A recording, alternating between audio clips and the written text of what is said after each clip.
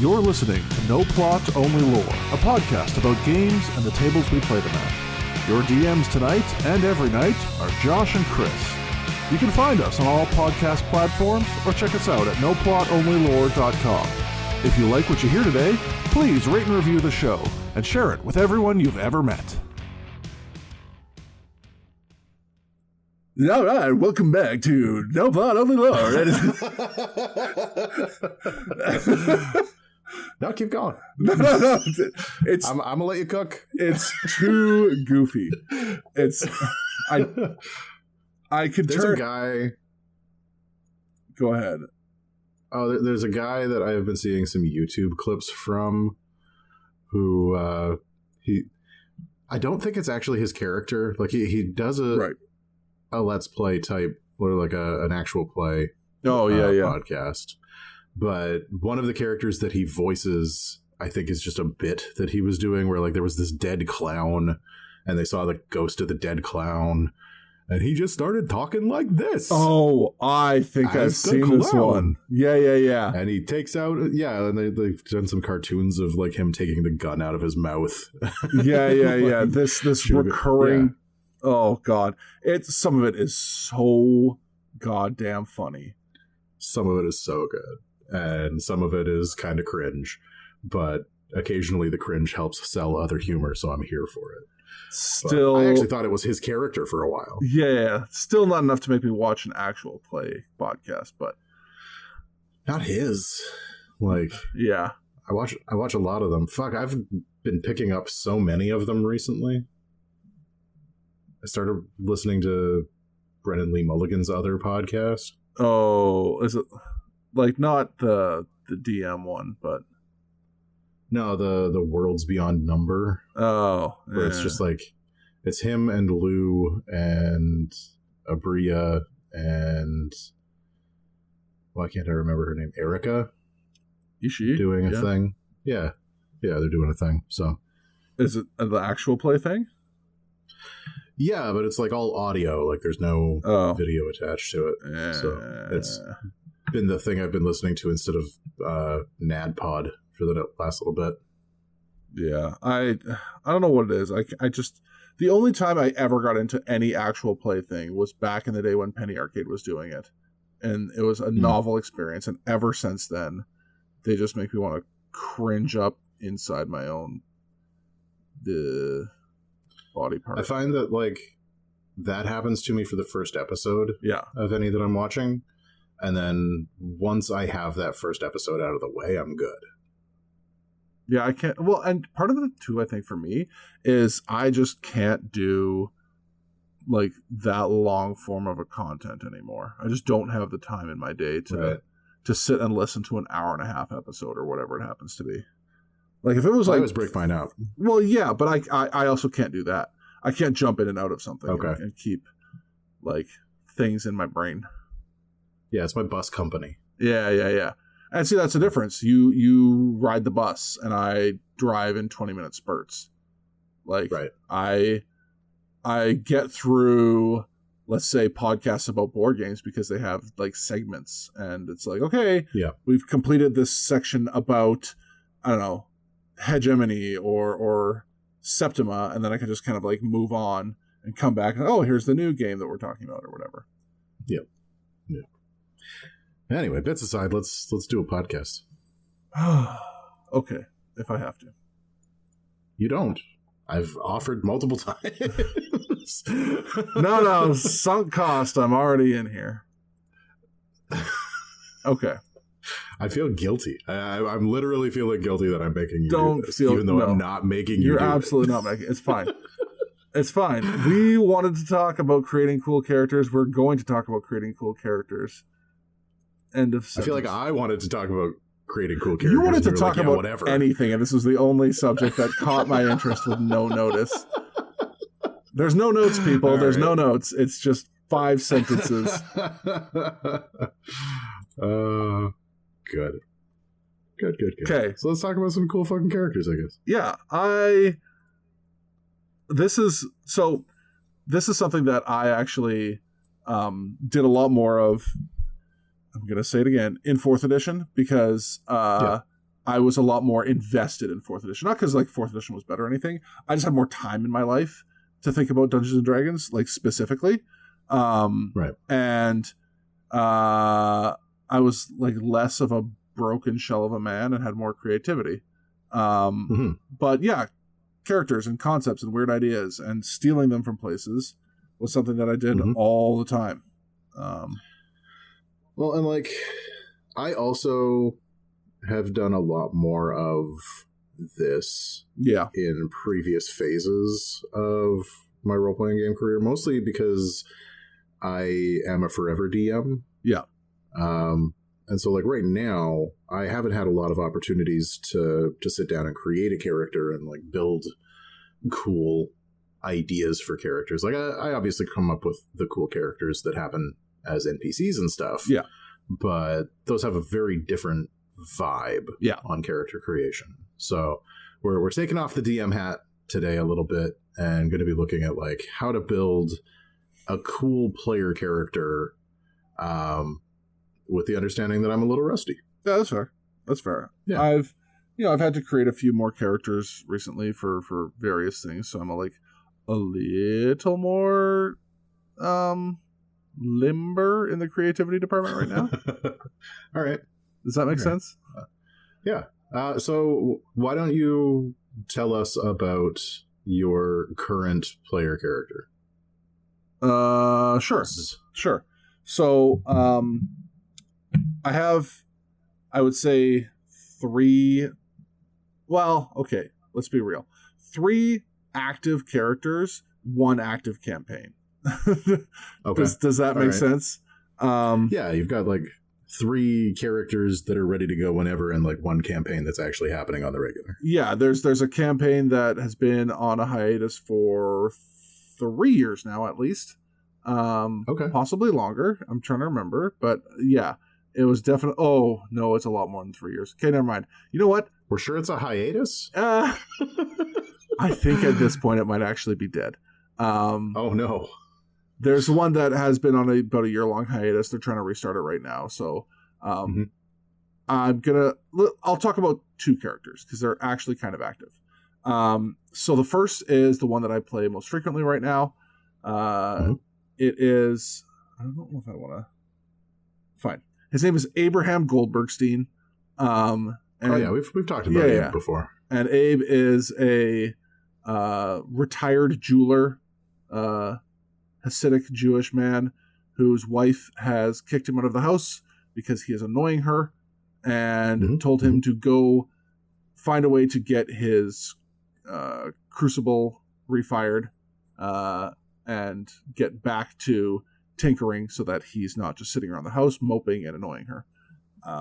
Right. He is we'll call him a sorcerer in name mostly. He does have 1 level of cleric, but the whole idea was based around a guide I found to recreating the warlord class in 5th edition. Right. And the way it works mechanically for him is that, well, not mechanically, sorry, thematically through the mechanics, but the idea is he's not actually doing anything. He keeps begging Jehovah for help and, having God intervene on his behalf by flinging his friends into combat and granting bonuses to other people around him while keeping him, the frail old man, safe. Right. His is the most straightforward. My other character, oh God. You know what? I'll just give you the honest source of this character. Oh no. Okay, so I'm already a little bit concerned about canceling based on Abe. Okay, no. This one is this somehow better, but okay. weirder. Like, I'm just imagining that it's somebody that like kidnaps halflings and keeps them in a sack or something. Like closer than I'd like to admit, but no. Kakirk is an Aarakocra druid who the entire basis for the character was trying to essentially make the Central Park pigeon lady from Home Alone 2 in D&D. Okay. Lots of summoning birds, and the birds are all pigeons. Like I talked to my DM, just let me reskin giant owls as pigeons. Also, not even the pigeon guy from like John Wick. Nope. Or like any of the other various New York pigeon guys. It's specifically the old lady from Home Alone 2. Yeah. And not just like fantastic, not just like the reality of the old lady from Home Alone 2, but like the creepy, terrifying version that Macaulay sees in the park before he gets to know her. Okay.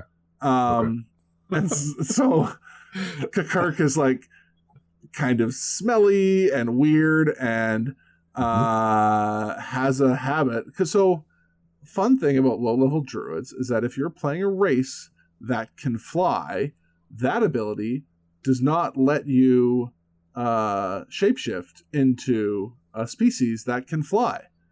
So because you don't have the ability yet, you can fly yourself over the battlefield and then shapeshift yourself into the biggest animal that your CR limit will allow and essentially treat yourself as a cruise missile.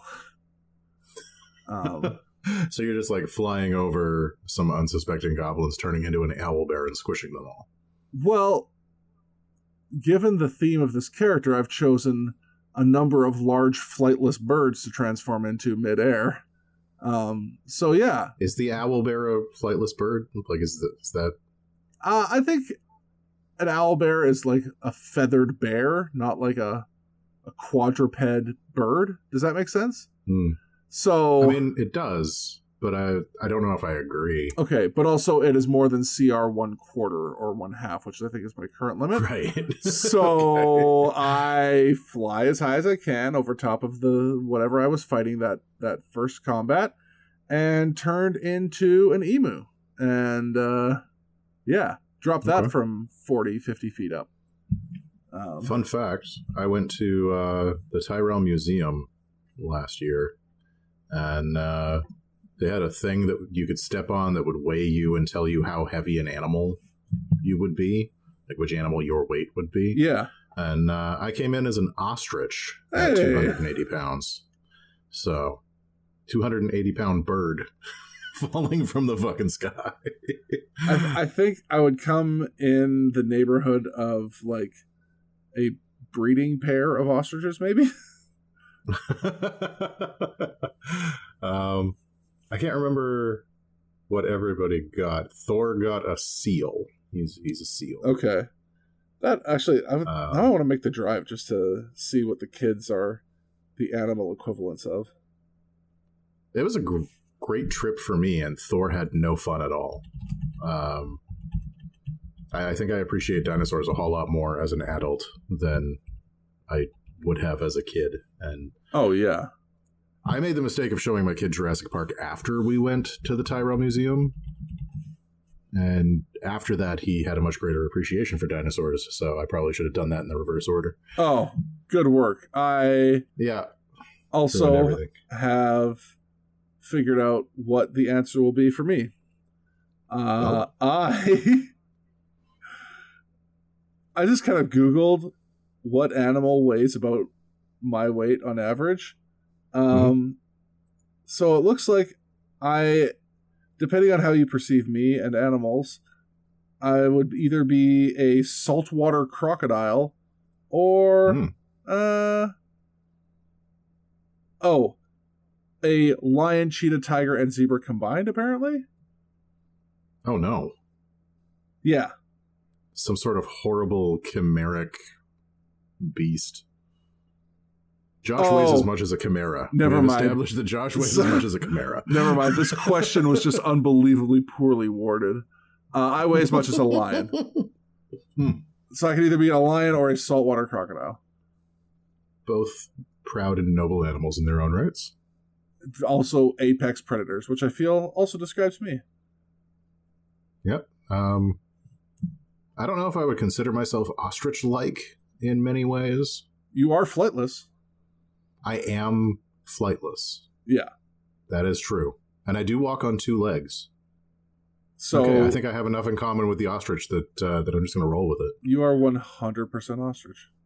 I'm catering to our furry fans right now. If you want to make a bunch of like feathery art of me as an ostrich, you have my full permission. Let me off this podcast. I don't want.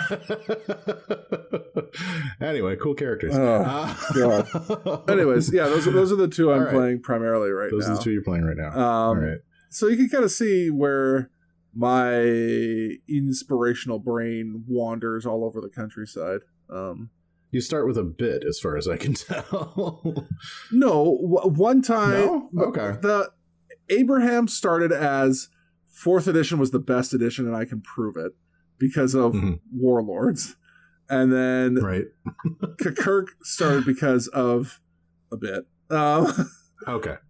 Because, Abraham feels very much like a bit. Like, start to finish. The fact that he is a Hasidic Jewish man in the, Forgotten Realms. Yeah.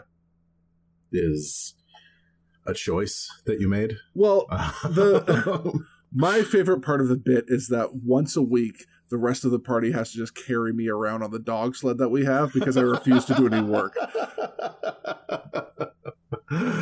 Oh my God. Okay. Yeah.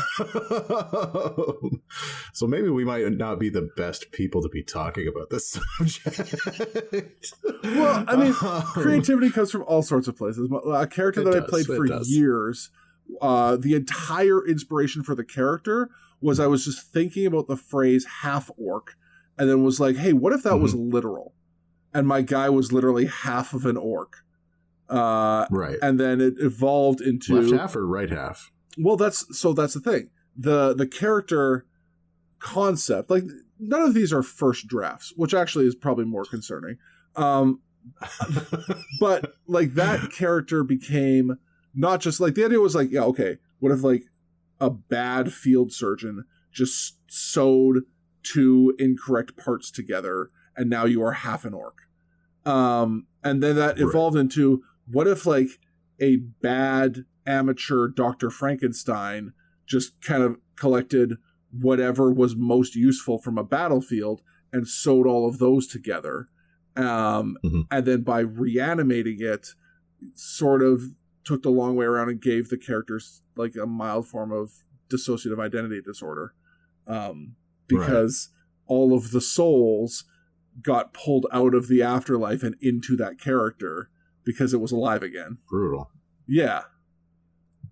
I mean, that's interesting. Where did the core of that concept come from for you? Did you steal that from Frankenstein to begin with, or was it just thinking about half orcs in general and all of the various ways you could interpret that? It was mostly thinking about. So I was I don't draw, but I just kind of doodle sometimes. And the phrase half orc was in my head. And I was thinking about half orcs and weirdly enough, super mutants from Fallout 4. Okay. And just that kind of there's an intelligence there, but not a lot. And on the orc side, right? And I was like, well, what if that dumb creature was half of the equation, and you had to sort of negotiate the functionality of the. All right, so there's another partial inspiration that I feel a lot worse about, and this will probably get us canceled. God damn it! So, how much time do you spend watching TLC and their freak show programs? I haven't had cable in 25 years. Okay. I don't even know what's on TLC. I would not be able to recognize one of their shows. They're on the internet. I mean, they have lots of stuff, but one show in particular caught my attention about a pair of twins named Abby and Brittany. Okay. I don't know if I like where this is going. Abby and Brittany are conjoined twins. And the nature of their configuration is that essentially they just look like a two-headed woman. But mechanically, they each operate an arm and have to like contend with that, and like something as simple as like so they're an elementary school teacher, and so I'm trying to get like the pronoun usage correct, because they are two independent people who get paid a single salary but had to get two different degrees. I mean, that's fucked up for a bunch of different reasons. Oh, reasons. yeah, it's wild. But then, like, you see them interacting with kids, and you realize something as simple as clapping your hands had to be, like, a practice and negotiation between the two of them so that it looks somewhat normal and still mechanically claps their hands. And so that problem was something that I had in my head when the idea of half an orc came about. And I was like, what if you had to negotiate with your own body parts to make like locomotion happen? And as an adventurer, like in a system like D&D that's so based around combat, like what happens? What happens if your thighs go on strike? I don't feel like we're being treated equally right now, Lefty. Well, exactly. And then so that it started as like just the two personalities, and then being the like goofball, yes, and I don't actually want to improvise, but I'm going to improvise all the time person that I am. I started thinking about what would happen if you had more personalities in that equation. So now, you know, my right arm is human, my left arm is an orc, my right leg is a dwarf, and my left leg is an elf, like stuff like that. And then all of those personalities being in the head and having to negotiate control. And eventually coming to an agreement that, okay, in social situations, we're letting the human and the elf take the forefront. In combat situations, it might be the dwarf or the orc. But then all of them what's that? We've talked about this character a little bit before. A little bit. And I think one of my favorite ideas that I came up with from that was like, what happens if the orc just decides that he's going to take over a social interaction? Right. Because he could. And then the other part was, so there's all of that happening where each of them are trying to operate primarily in the host. But then they still have to operate as a collective with individual identities when negotiating with their deity, the Raven Queen, who has, you know, taken affront to the idea that people can pull people out of her realm and reanimate bodies. Which, I mean, not your fault. No, not at all my fault. But it's one of those situations where this isn't your fault, but it is your responsibility. Right. So, yeah, like I think all of that kind of comes back to like the first point that I put on here. Yeah. On the notes that don't exist. Yeah. Is steal everything. Yes. Right. For inspiration for your characters. Like, my characters tend to be pretty one note when I'm playing. And part of the reason for that is that, like, usually when I'm playing, it's because one of my players has chosen to DM. Right. And they're just trying out the DMing for the first time. And so I feel like it's my responsibility to take very much a back seat. Right. Like I take over games very quickly when I'm a player. Yeah. Because I have a big personality. I'm used to directing the actions of multiple entities within the game. And so if I just let myself go, then it becomes the Christopher show, and that's not cool for anybody. No, for sure. Well, it's cool for me, but like only until the game is over, and then I have to deal with all my friends being mad at me. Right. So like I very much take a back seat for everything that I'm doing, and almost every time I'm creating a new character, I'm just stealing a character from something that I've read or something that I've seen recently, right? And just like the bare bones of it. Yeah. I'll like file off the serial numbers and like do my own little spin on it, but like my character almost whole cloth is usually taken from another piece of media. Yeah. Or I'll take two characters from two different pieces of media that I was looking at, and I'll bash them together. Yeah. But I mean, like, that's the thing. It's like my inspirations are unusual at best. I mean, do you remember Bruce, who I was playing in the heavy metal campaign? 4th edition? Yeah. Yeah. Do you know what the inspiration was for that character? Hair metal? No, not at all. Oh. The inspiration for that character was, I want to play a bard, but I want my instrument to be an electric guitar. Right. That was the entirety of the character. And from that, I invented a moshing bellows powered amp and guitar combo and named it after the lead singer / bassist of my favorite band. Right? Like that was the whole, there was nothing there. There was no character. We got there eventually. There was a piece of equipment with a name. Yeah. It didn't take very long for that person to become a character. It's true.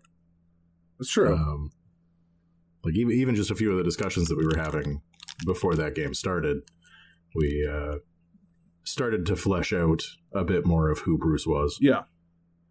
But yeah, for me, like, yeah, like those kernels can be important. And like, you don't have to have a fully fleshed out character before you start playing. Like a lot of role-playing games for me is discovery. Yeah. And as a player, I'm discovering who my character is alongside everybody else. Again, that, like, I don't want to improv on stage, but I'll definitely improv in my games. Yeah. I mean, like, if there's one thing I really don't like about, like, if I'm starting a new game with new players, or like I'm joining a new game, is when the DM is like, okay, give me your backstory. I'm like, fucking no. No, we're going to learn that together, and I'm going to make it up as I go. There's a bunch of games that actually do some really cool stuff with that. But we were talking about a couple of them when we did the episode about like just running games past you. Yeah. Like 316 Carnage Among the Stars. You learn who your character is through flashbacks. Yeah. And like I generally prefer to do the same thing on my side. Although, like, I recently posted a link to another podcast on our Facebook group, or our Facebook page. And the guy that's DMing in that group is an old DM of mine from like high school. Okay, yeah. And that guy will happily tell you about the 45-page backstory that I wrote him for my character. No. That included the invention of an entire country that didn't exist in the setting yet. And like the applications of necromancy that I was going to be utilizing for the greater good of the country. No. And, yeah, no, it was fucking brutal. I was that guy, no. right? Like I wrote myself a novel, and then my character died within 3 sessions. Good, because you deserve to die. Yeah, absolutely. The number one thing I don't want a player's character to bring to my table is fucking baggage. And that guy packed for a journey, let me tell you. Yeah, he sure did. And it was a lot. Like he overpacked for sure. He was bringing winter clothes to Hawaii. Yeah. But like I've evolved as a player since then, where like I can build a character and have a pretty good time. Yeah. And again, because I'm just like thieving my characters from a lot of other places, it's very easy and quick for me to build a character who I can fit into a game. Yeah. But that comes with the history of having been the like guy who shows up with a small novel about his character on the first day. I mean, don't get me wrong. Every once in a while, I'll do something a little like over the top. Like, okay, so when I first started playing in 4th edition, the guy whose group I was going to go join was running like a custom setting that he'd been tinkering with for like 20 years and stuff like that. But I wanted to play Goliath, and Goliaths didn't exist in the setting yet because 4th edition had just introduced them. So I was tasked with doing homework on his setting and coming up with where Goliaths existed in the world and why this one had come down to join society after so many years of seclusion. Right. And, I came up with, well, actually, here's what I did that is, I don't know. I find I do this because what I'll do is I'll get something that I think is cool, and then I will like reverse engineer it to make it functional. Okay. I have some names that I use in like online settings, like especially World of Warcraft. You just have to come up with character names all the time. Yep. And I just had like names I thought were like cool and unique. So at the time, my main's name was Vainglorious. And I just wanted to use that name again because I'm an uncreative fuck and don't want to have to keep track of dumb fantasy names all the time. Yep. And so what I came up with was that, never mind like the usual, the Goliaths live in the mountains, blah blah blah. What my justification was is that in this Goliath tribe, when a young Goliath reaches like their bar mitzvah, whatever, when they're becoming when they're becoming an adult, up until that point they don't really have a name. They'll have a family name, okay, but that's not like their actual name.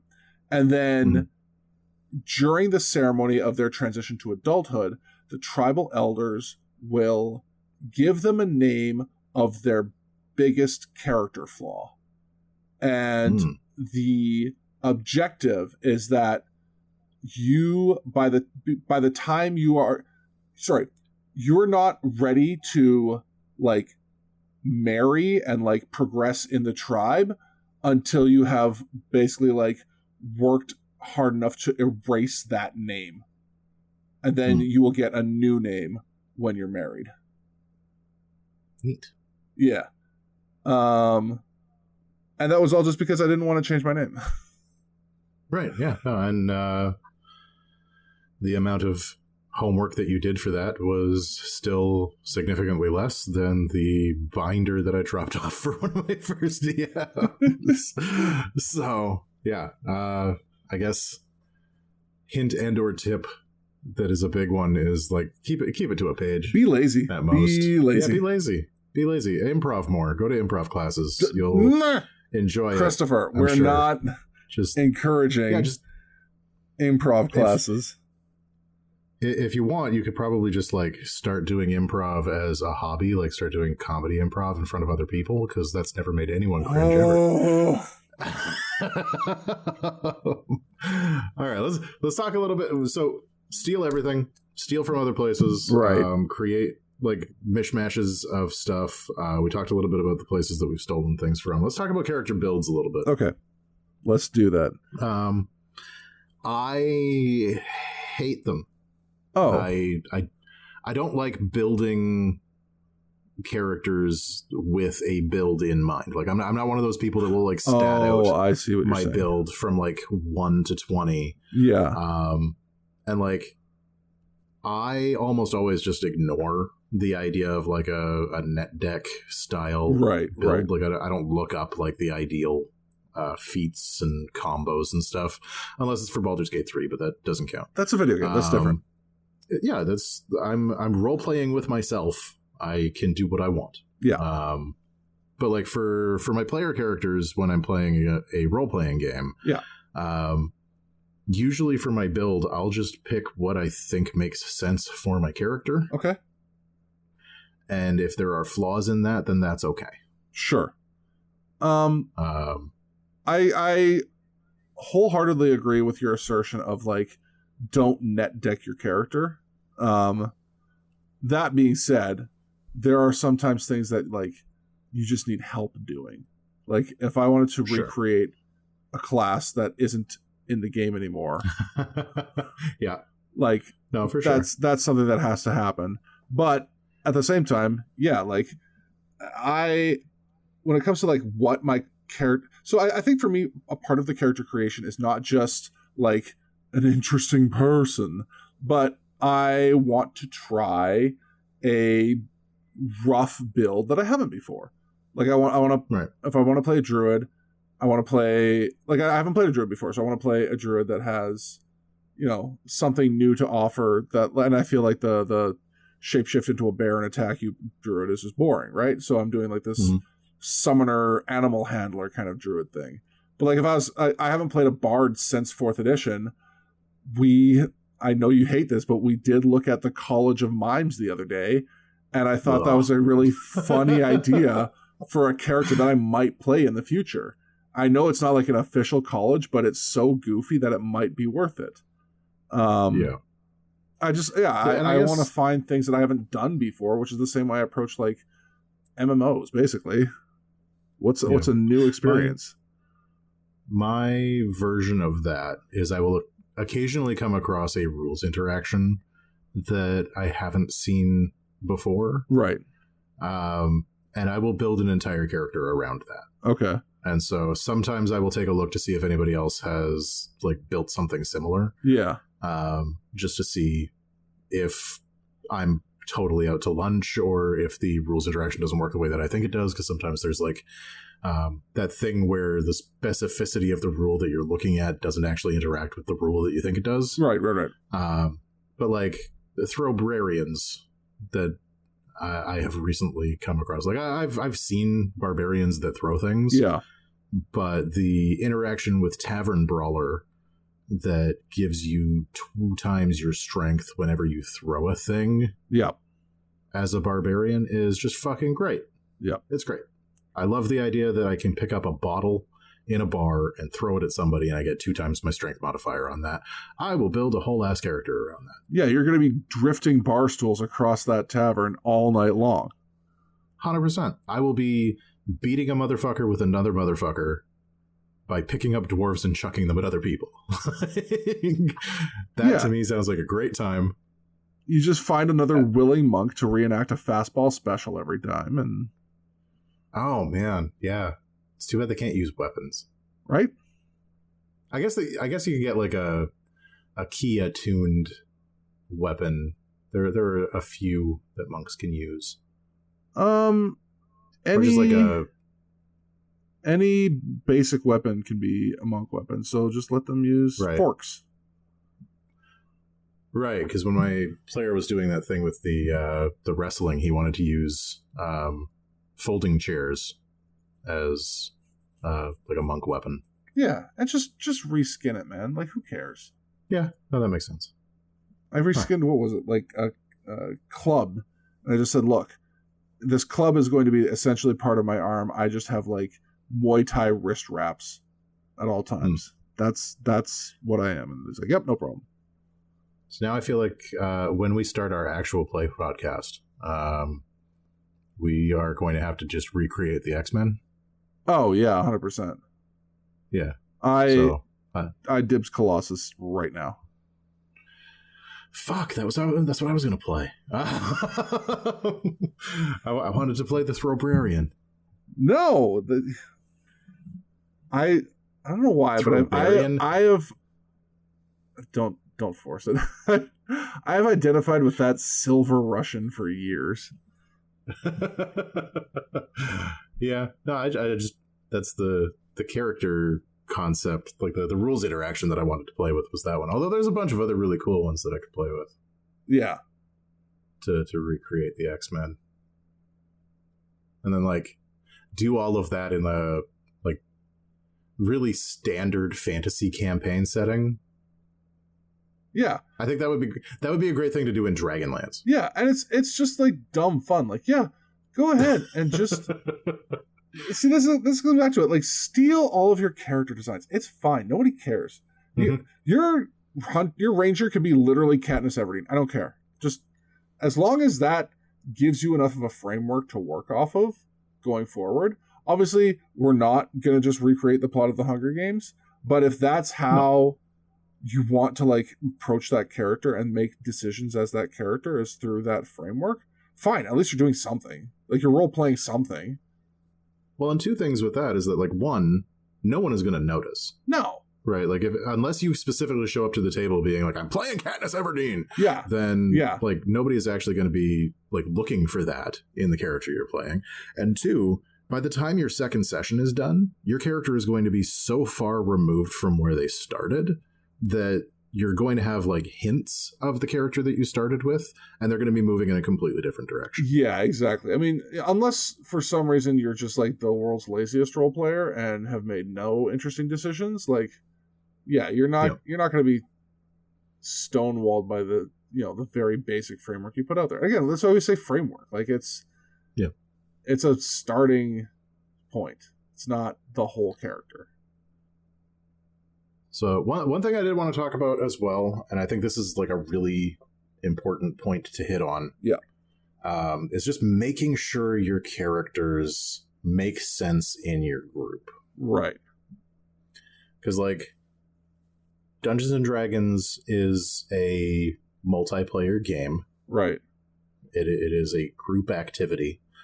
Lone wolves are boring and bad. True. Yeah.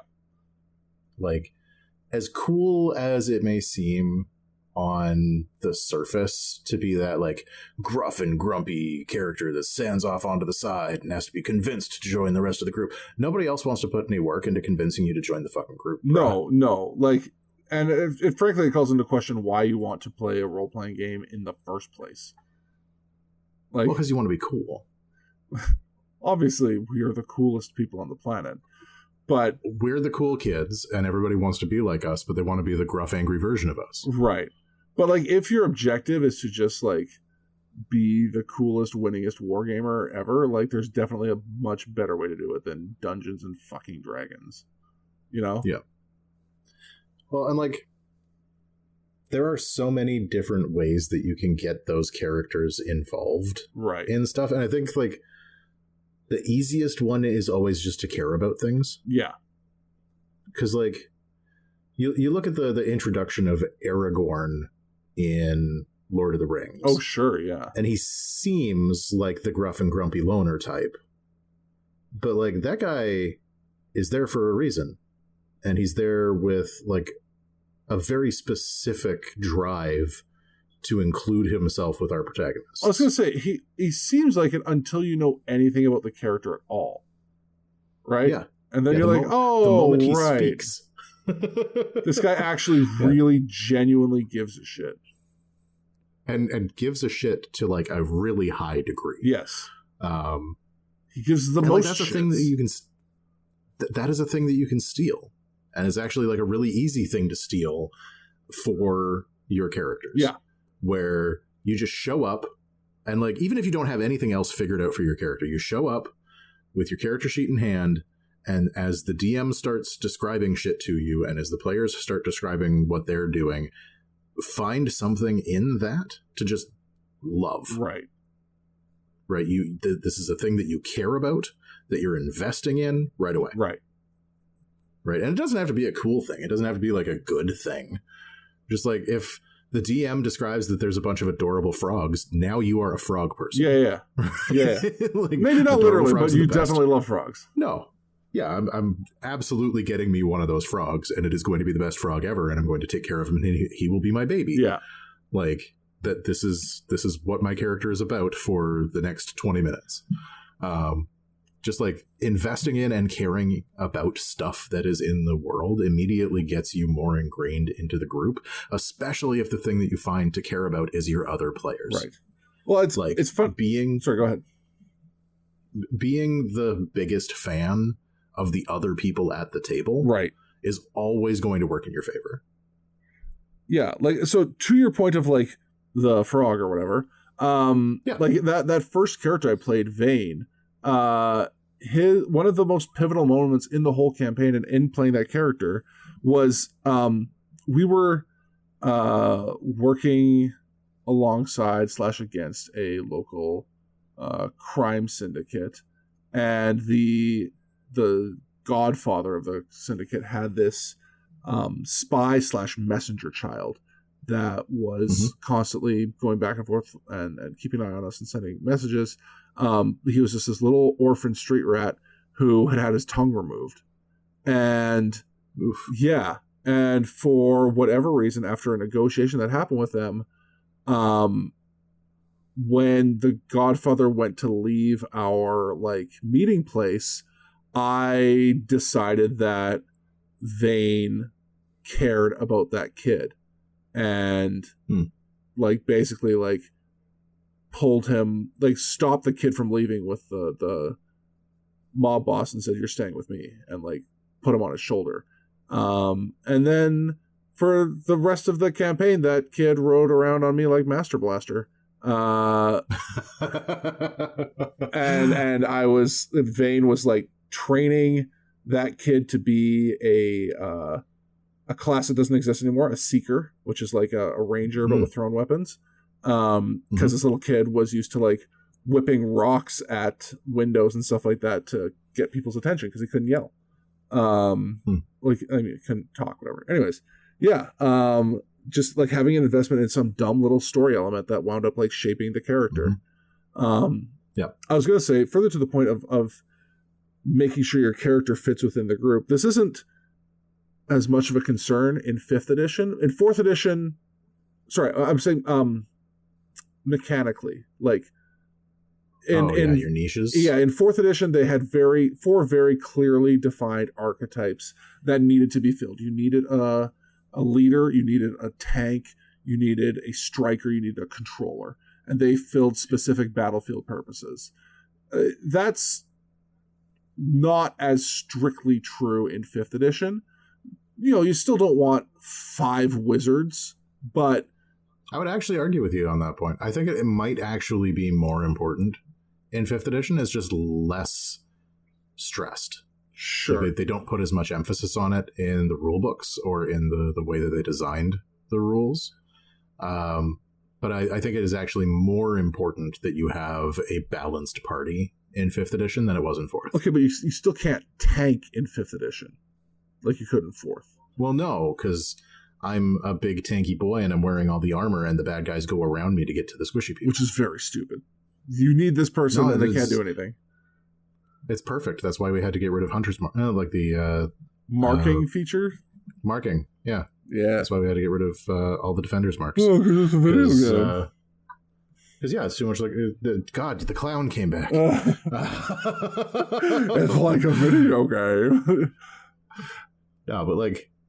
Yeah, fuck. Yeah. No, anyway, but 5th edition... I think... but, like, you do need to have somebody to, like, soak up damage. Right? Like, there needs to be somebody there that is going to pose, like, a viable threat to soak up damage. That is a thing, but I think a bigger thing to worry about than, like, mechanically fitting it at the table is making sure that, like, never mind the lone wolf issue, but trying to make sure that, like, socially your character fits in, like,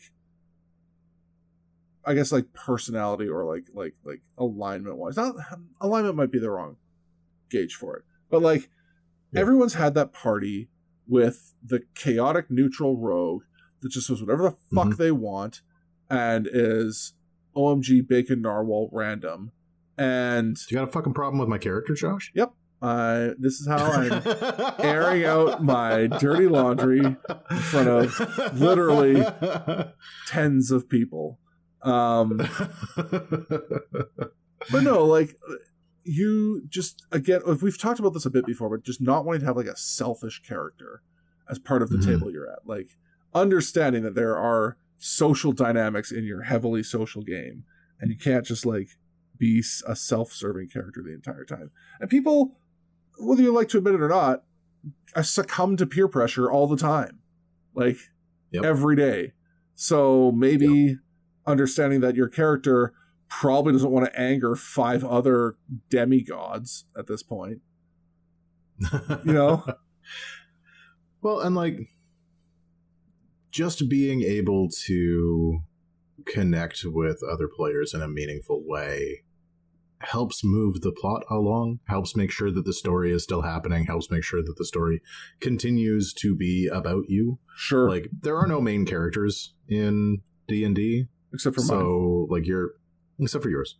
But like, if you're playing the Bacon Narwhal rogue, and I'm not saying that there's anything like specifically bad about the Bacon Narwhal rogue, you just have to understand that the spotlight has to be shared. Right. And that, like, you can't just steamroll over your, like, quiet and terse paladin because your character is generally more loud. Right.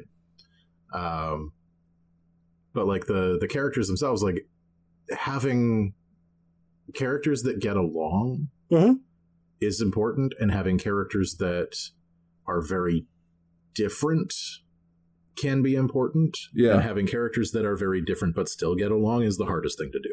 Oh, it's almost impossible. Worth it, but hard to do. Like, some of the best games that I've ever had characters that were absolutely diametrically opposed to one another as far as, like, their personalities were concerned, and they turned into the best fucking friends and ran around and stabbed monsters and took their stuff. Right.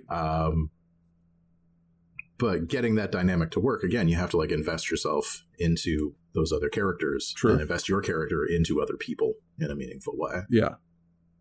So, flaws and drawbacks are a thing that I like to use to make my characters more interesting. And it's something that I've seen you do as well. You will give your characters flaws and drawbacks specifically to play into and make your characters a little tougher to play sometimes. Yeah. But I have also seen a lot of, like, flaws and drawbacks that do the exact opposite of that, and I wanted to touch on that as well. Because, like, I think that there's a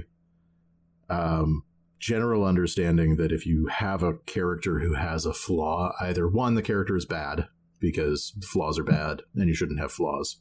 Right. 5th edition D&D. And two, having flaws makes you more interesting and more cool, kind of regardless of what that flaw or drawback is. Yeah.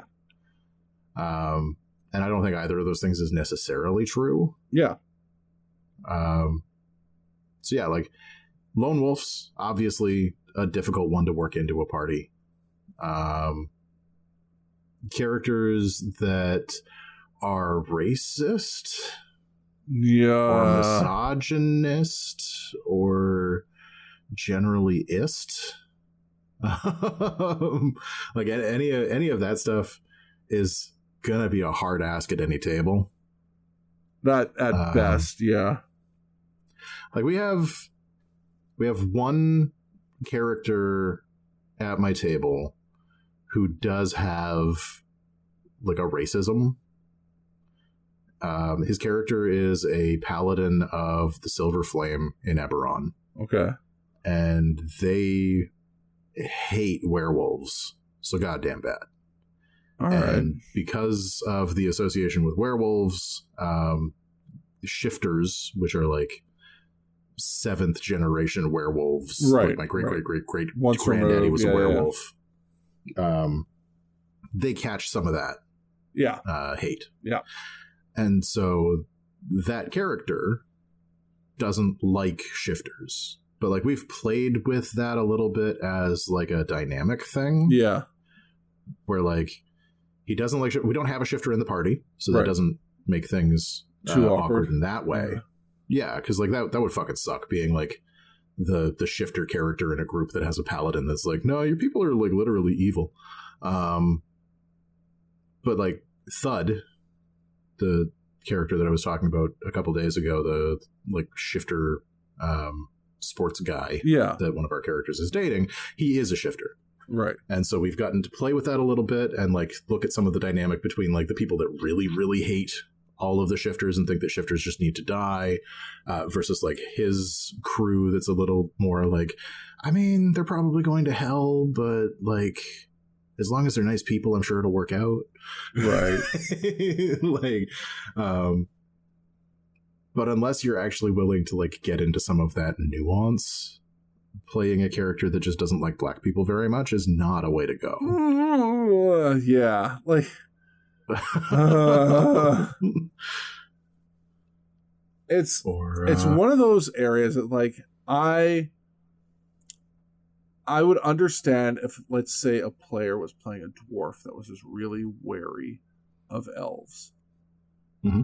But the line between, like, mistrustful of other races and just straight up racist is such a tough one to balance in a sensitive way. And I say this as a person who's playing at tables that are like 90% white. And my tables aren't. Yeah. Like my tables have always been kind of an outlier, right? Like I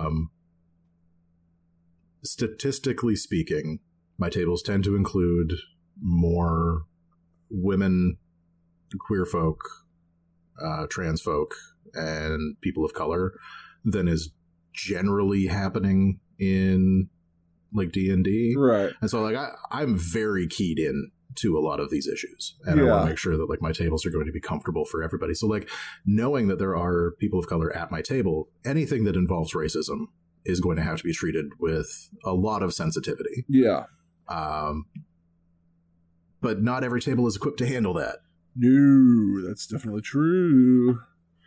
But like there are also tables where I would trust for that to happen, right? Like if you and I were playing a game and one of us was going to make the decision to play a clan member, I would question why, right? Like I would want to know what story we're looking to tell with that. Heritage. But no, like I believe that there are stories that you can tell with characters that do have those flaws. Right. But you need to come at them in a certain way.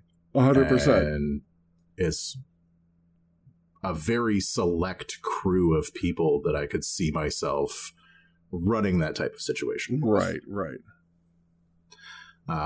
And even just like within the game, like being a raging misogynist in a fantasy game where we don't have the same patriarchal traditions that we do here in real world Earth is weird, and it's probably going to make some of the people on your table sit back a little bit. Yeah.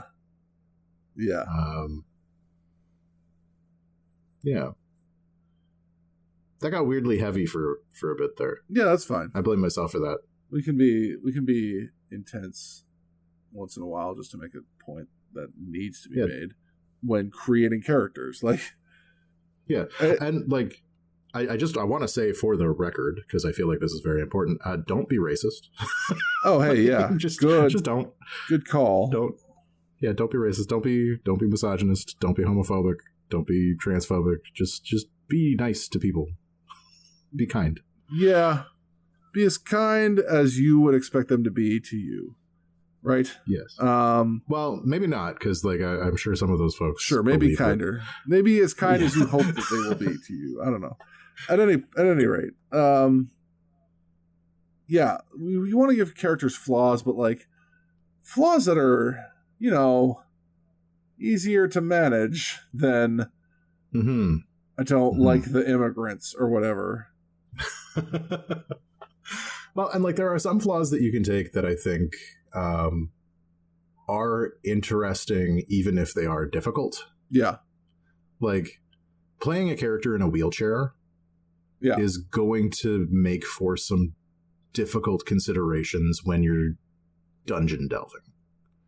Like you're going to have to figure out how you're going to get downstairs, how you're going to get upstairs. Yeah. Because the people who made this dungeon, this like horrifically unfriendly environment, did not do so with accommodations for your disability. No.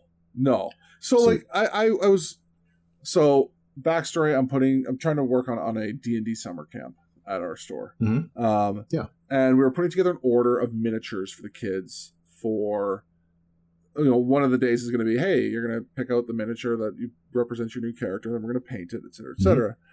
Mm-hmm. And in browsing for that, through our supplier, I saw that they made a set of wheelchaired heroes. Cool. They're only wizards. Which... that's less cool. Yeah. Which, like, on the one hand, it's like, hey, there's some representation. But then it's like, well, a person in a wheelchair could be whatever they want.